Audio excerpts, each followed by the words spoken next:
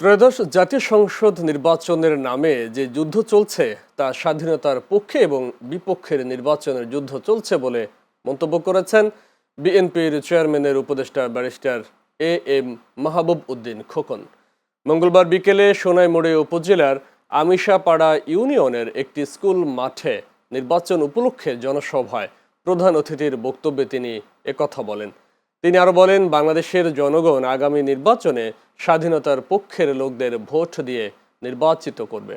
এ সময় উপস্থিত ছিলেন জেলা স্বেচ্ছাসেবক দলের সিনিয়র সহসভাপতি মোহাম্মদ জাহাঙ্গীর আলম, উপজেলা বিএনপির আহ্বায়ক দিদার হোসেন, সদস্য সচিব কুতুবুদ্দিন সানি ও উপজেলা বিএনপির সদস্য আব্দুল করিম মামুন সহ আরো অনেকে। রূপগঞ্জের পূর্বাঞ্চলে এক মাস ধরে চলা ঢাকা আন্তর্জাতিক বাণিজ্য মেলার ৩০তম আসর শেষ হওয়ার বাকি আর মাত্র ৩ দিন। শেষ মুহূর্তে জমে উঠেছে মেলা। সকাল থেকে চলছে কেনাকাটা। ঢাকা, নরসিংদী, গাজীপুর সহ দেশের বিভিন্ন জেলা থেকে সপরিবারে মেলায় আসছেন দর্শনার্থীরা। আর ক্রেতাদের আকৃষ্ট করতে বিভিন্ন পণ্যের উপর বিশেষ ছাড় দিচ্ছেন অনেক স্টল। মেলার বিভিন্ন স্টল ঘুরে ঘুরে পণ্য সামগ্রী কিনে খুশি ক্রেতারা। তবে দর্শনার্থী ও ক্রেতাদের দাবি, মেলায় মানসম্মত পণ্য না থাকায় দাম অনেকটাই বেশি। মেলায় সবচেয়ে বেশি ভিড় দেখা গেছে প্লাস্টিকের তৈরি গৃহস্থালী সব জিনিসপত্র, স্টিল, অ্যালুমিনিয়াম ও নানা ধরনের ইলেকট্রিক পণ্যে। ঢাকা ১৯ আসনে বিএনপি মনোনীত প্রার্থী ডাক্তার দেওয়ান মোহাম্মদ সালাউদ্দিন বাবুর পক্ষে ধানের শীষ প্রতীকে ভোট চেয়ে নির্বাচনী প্রচারণা চালিয়ে যাচ্ছে বিএনপির নেতাকর্মীরা। মঙ্গলবার রাতে সাভার পৌরসভার ৪ নম্বর ওয়ার্ডের বিভিন্ন এলাকায় বিএনপি নেতাকর্মীরা সাধারণ মানুষের মাঝে লিফলেট বিতরণ করেন এবং ধানের শীষ প্রতীকে ভোট প্রদানের আহ্বান জানান। এ সময় সাভার পৌর বিএনপির নেতা সুমন ফকির তারেক রহমান ঘোষিত ৩১ দফা সাধারণ মানুষকে অবহিত করেন এবং ধানের শীষ প্রতীকে ভোট দিয়ে ডাক্তার দেওয়ান মোহাম্মদ সালাউদ্দিন বাবুকে বিজয়ী করার আহ্বান জানান। জুলাই সনদের পক্ষে হ্যাঁ ভোট না দিলে দেশের সাথে বেইমানি করা হবে বলে মন্তব্য করেছেন বাংলাদেশ খেলাফত মজলিসের আমির মাওলানা মামুনুল হক। মঙ্গলবার রাতে মৌলভীবাজার ৪ আসনে সরকারি প্রাথমিক বিদ্যালয় মাঠে ১১ দলীয় ঐক্য জোটের প্রার্থী ও বাংলাদেশ খেলাফত মজলিসের রিকশা মার্কা প্রতীকের প্রার্থীর নির্বাচনী জনসভায় তিনি একথা বলেন। মাওলানা নুরুল মুত্তাকিন জুনাইদের সভাপতিত্বে জনসভায় বক্তব্য রাখেন বাংলাদেশ খেলাফত মজলিসের নায়েবে আমির কুরবান আলী কাশেমি, হাফেজ সাইফুর রহমান, প্রার্থী মাওলানা শেখ নুরে আলম হামিদি ও মৌলভীবাজার ৩ আসনের ১০ দলীয় জোট প্রার্থী আহমদ বিল্লাল সহ আরো অনেকে। সিরাজগঞ্জের উল্লাপাড়ায় মাসিক আইনশৃঙ্খলা কমিটির সভা অনুষ্ঠিত হয়েছে। বুধবার উপজেলা প্রশাসনের আয়োজনে উপজেলা পরিষদ হলরুমে এ সভা অনুষ্ঠিত হয়। উপজেলা নির্বাহী কর্মকর্তা এটিএম আরিফের সভাপতিত্বে সভায় উপস্থিত ছিলেন উপজেলা সহকারী কমিশনার ভূমি শারমিন আখতার রিমা, উল্লাপাড়া মডেল থানার ভারপ্রাপ্ত কর্মকর্তা মোহাম্মদ শাকিউল আজম, সমাজ সেবা কর্মকর্তা মোহাম্মদ রফিকুল ইসলাম ও কৃষি কর্মকর্তা সুবর্ণা ইয়াসমিন সুমি সহ উপজেলার সকল দপ্তরের কর্মকর্তারা।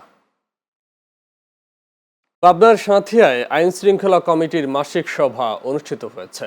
বুধবার উপজেলা পরিষদ কনফারেন্স রুমে উপজেলা প্রশাসনের আয়োজনে এ সভা অনুষ্ঠিত হয়।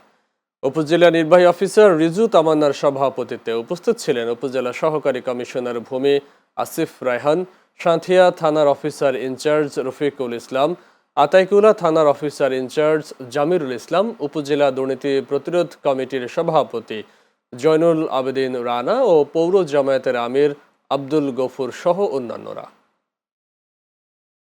আগামী ৩০ জানুয়ারি শুক্রবার কুমিল্লার টাউন হল মাঠের জনসভায় বাংলাদেশ জামায়াত ইসলামীর আমির ডাক্তার শফিকুর রহমানের আগমন উপলক্ষে সংবাদ সম্মেলন অনুষ্ঠিত হয়েছে। বুধবার সকালে নগরীর ভিক্টোরিয়া সরকারি কলেজ রোডের গোল্ডেন স্পুন হোটেলে সংবাদ সম্মেলনের আয়োজন করা হয়। সংবাদ সম্মেলনে লিখিত বক্তব্য পাঠ করেন জামায়াত ইসলামীর কেন্দ্রীয় কর্মপরিষদ সদস্য ও ১১ দলীয় জোটের প্রার্থী কাজী দ্বীন মোহাম্মদ।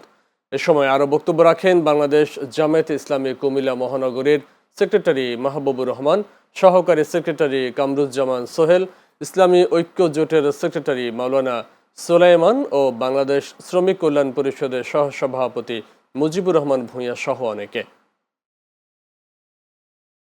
পর্যটন নগরী কক্সবাজারে নানা আয়োজনের মধ্য দিয়ে জনপ্রিয় স্যাটেলাইট টেলিভিশন চ্যানেল এস এর বর্ষপূর্তি পালন করা হয়েছে। শহরের অভিজাত একটি হোটেল হলরুমে বর্ষপূর্তি পালন করা হয়। কক্সবাজার ব্যুরো প্রধান আয়াস রনির সভাপতিত্বে অনুষ্ঠানে প্রধান অতিথি ছিলেন কক্সবাজার ট্যুরিস্ট পুলিশ রিজিয়নের অতিরিক্ত ডিআইজি আপেল মাহমুদ। তিনি বলেন, সব কথা সবার কথা এই স্লোগানে চ্যানেল এস বস্তুনিষ্ঠ সংবাদের মাধ্যমে দেশের মানুষের কথা তুলে ধরার পাশাপাশি বিনোদনের মাধ্যমে কোটি মানুষের মন জয় করে নিয়েছে। বর্ষপূর্তি অনুষ্ঠানে সবুজ আন্দোলন কক্সবাজার জেলা শাখার সভাপতি অধ্যাপক নুরুল আমিন শিকদার, কক্সবাজার টিভি জার্নালিস্ট অ্যাসোসিয়েশনের সভাপতি মুর্শিদুর রহমান খোকন ও সাধারণ সম্পাদক আমানুল হক বাবুল সহ অন্যান্যরা উপস্থিত ছিলেন। যশোরের কেশবপুর উপজেলায় কৃষি সেচ ব্যবস্থায় আধুনিক প্রযুক্তির ব্যবহার বাড়াতে পাওয়ার সোলার ইরিগেশন প্রকল্পের উদ্বোধন করা হয়েছে। বুধবার কেশবপুর উপজেলার সাগরদাঁড়ি ইউনিয়নের কাস্তা নতুন বাজার এলাকায় এই উদ্বোধন করা হয়। অনুষ্ঠানে প্রধান অতিথি ছিলেন পল্লী বিদ্যুৎ সমিতি কেশবপুরের ডেপুটি জেনারেল ম্যানেজার আব্দুর রব। এ সময় সহকারী জেনারেল ম্যানেজার মাহবুব আলম, উপসহকারী কৃষি অফিসার নূর ইসলাম, ইয়াসিন আরাফাত, সাগরদাঁড়ি ইউনিয়ন বিএনপির সাংগঠনিক সম্পাদক রফিকুল ইসলাম সহ অনেকে উপস্থিত ছিলেন। আসন্ন ত্রয়োদশ জাতীয় সংসদ নির্বাচন ও গণভোটকে সামনে রেখে কক্সবাজার ২ আসনে সুষ্ঠু, সুন্দর, নিরপেক্ষ নির্বাচন সফল করার লক্ষ্যে ভোট গ্রহণকারী নির্বাচন কর্মকর্তাদের প্রশিক্ষণ কর্মশালা অনুষ্ঠিত হয়েছে। বুধবার সকালে উপজেলার কুতুবদিয়া মডেল স্কুল অ্যান্ড কলেজে কর্মশালা অনুষ্ঠিত হয়। কুতুবদিয়া উপজেলা নির্বাহী কর্মকর্তা জামশেদ আলম রানার সভাপতিত্বে কর্মশালায় প্রধান অতিথি ছিলেন কক্সবাজার জেলা প্রশাসক এবং জেলা রিটার্নিং অফিসার মোহাম্মদ আব্দুল মান্নান। উপজেলা সহকারী কমিশনার ভূমি সাকিবুল ইসলামের সঞ্চালনায় বক্তব্য রাখেন জেলা police super ANM Sajedur Rahman ও জেলা নির্বাচন অফিসার আলমগীর সহ অনেকে। অন্তর্বর্তীকালীন সরকার গত ১.৫ বছরে শিক্ষা ব্যবস্থার সংস্কারে কোনো উদ্যোগ নেয়নি উল্লেখ করে বিএনপির স্থায়ী কমিটির সদস্য মেজর অবসরপ্রাপ্ত হাফিজ উদ্দিন আহমেদ বলেছেন, নির্বাচিত সরকার শিক্ষা ব্যবস্থাকে গুরুত্ব দিয়ে শিক্ষার মানোন্নয়নে কাজ করবে।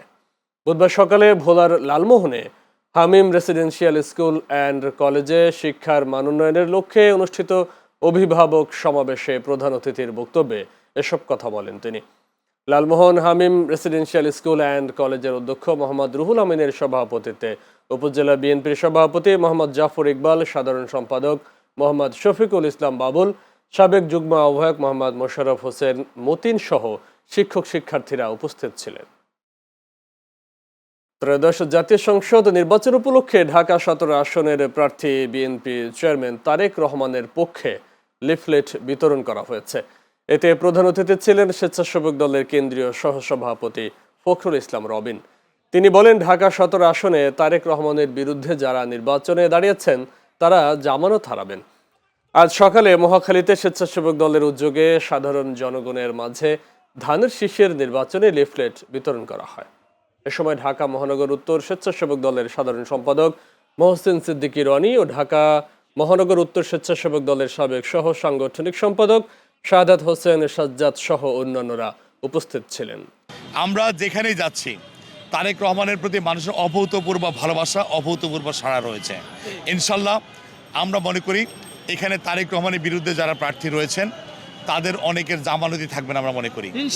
আমাদের এই আসনে ধানের শীষের প্রার্থীকে এই সাধারণ জনগণ, এই আসনের জনগণ অনেক অনেক বেশি ভোটের ব্যবধানে বিজয়ী করবে। বাংলাদেশ একটি নিরাপদ ও শান্তির জনপদ হয়ে উঠুক, আল্লাহর কাছে এমনটাই কামনা করেছেন মাইজ ভান্ডার শরীফ গাউসিয়া হক মঞ্জিল এর সাজ্জাদানশীল সৈয়দ মোহাম্মদ হাসান মাইজ ভান্ডারী। চট্টগ্রামের ফটিকছড়ি মাইজ ভান্ডার দরবার শরীফে গাউসুল আজম মাওলানা শাহ সুফি সৈয়দ আহমদ উল্লাহ মাইজ ভান্ডারীর ১২০তম বার্ষিক ওরস শরীফের আখেরি মোনাজাতে তিনি এ কামনা করেন। এ সময় তিনি বলেন, বিশ্বের শক্তিধর দেশ দুর্বল রাষ্ট্রগুলোর প্রতি ক্রমাগত অন্যায়, অবিচার, জুলুম করছে, নিরস্ত্র নারী পুরুষদের হত্যা করছে। এসব অত্যাচারীদের হাত থেকে নির্যাতিত নিপীড়িত মানুষকে রক্ষায় আল্লাহর কৃপা প্রার্থনা করেন তিনি। মোনাজাতে অংশ নেন লাখো ভক্তরা।